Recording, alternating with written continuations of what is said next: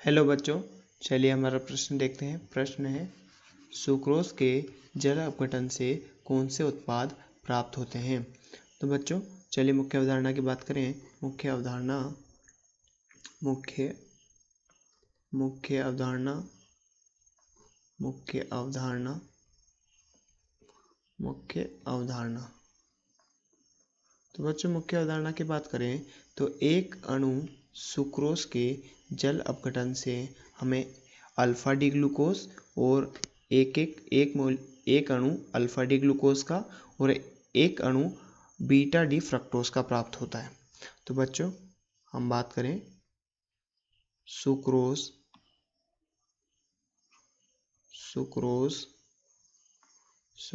के एक अणु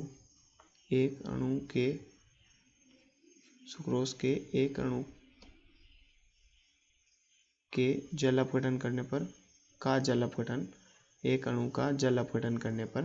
अपघटन करने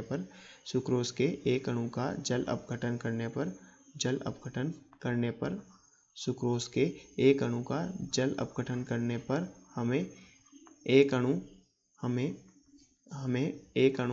अल्फा डी ग्लूकोज का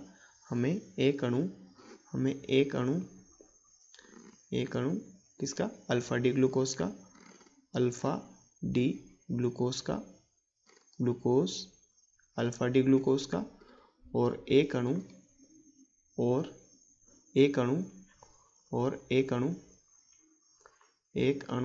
अल्फा बीटा डी फ्रक्टोज का। बच्चों बीटा डी फ्रक्टोज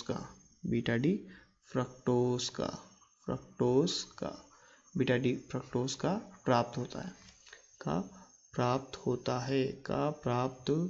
होता है।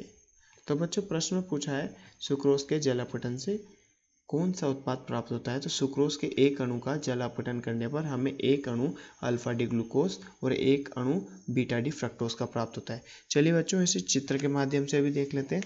तो जैसा कि हम जानते हैं ग्लूकोज 6 सदस्य वलय बनाता है और फ्रक्टोज 5 सदस्य वलय बनाता है। तो सबसे पहले हम सुक्रोज बनाते हैं। सुक्रोज में ये ग्लूकोज वाला अंश, ये ग्लूकोज, ये सुक्रोज हम बना रहे हैं। सबसे पहले यहाँ पर 6 वलय युक्त एक संरचना बनाते हैं और फिर इसके बाद यहाँ पर हाइड्रोजन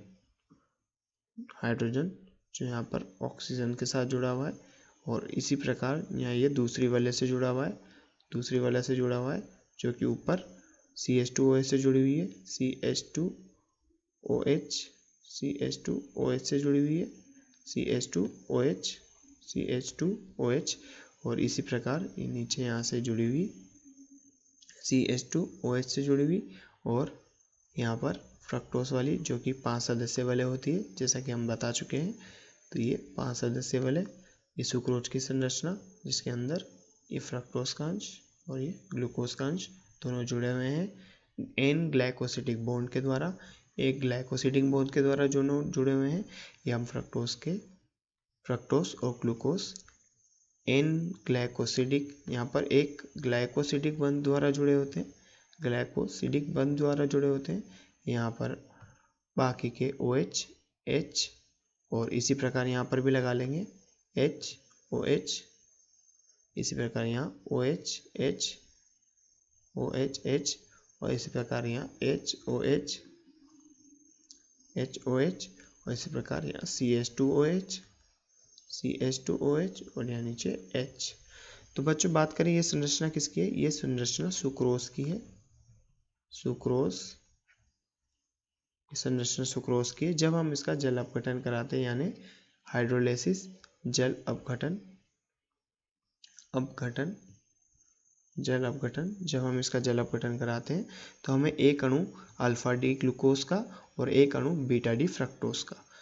तो ये अल्फा डी ग्लूकोज हम बनाते हैं। सबसे पहले इसकी वलय का निर्माण करते हैं 6 सदस्यीय वलय जिसमें 5 कार्बन और 1 ऑक्सीजन होता है। हमने ग्लूकोज की 6 सदस्यीय वलय संरचना बनाते हैं। यहाँ OH, H ये अल्फा डी ग्लूकोज है बच्चों, अल्फा डी ग्लूकोज इसलिए यहाँ पर OH नीचे की तरफ आएगा, अल्फा डी ग्लूकोज OH। अगर ये बीटा होता तो OH ऊपर आता, परंतु ये अल्फा डी ग्लूकोज है इसलिए OH नीचे आएगा। ये HOH HOH HOH, यहाँ पर CH2OH CH2OH और H। तो बच्चों ये क्या है, अल्फा डी ग्लूकोज। इसी प्रकार एक अणु बीटा डी फ्रक्टोज का बनाते हैं। ये बीटा डी फ्रक्टोज कुछ इस प्रकार 5 सदस्यीय वलय के साथ ये बीटा डी फ्रक्टोज। अब यहाँ पर ये हाइड्रोजन, ये यहाँ CH2OH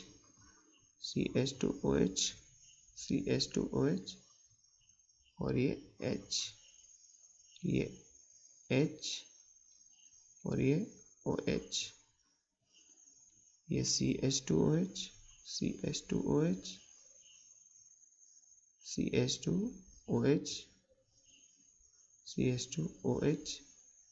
और यहाँ H। तो ये बच्चों ये क्या है, बीटा डी फ्रक्टोज।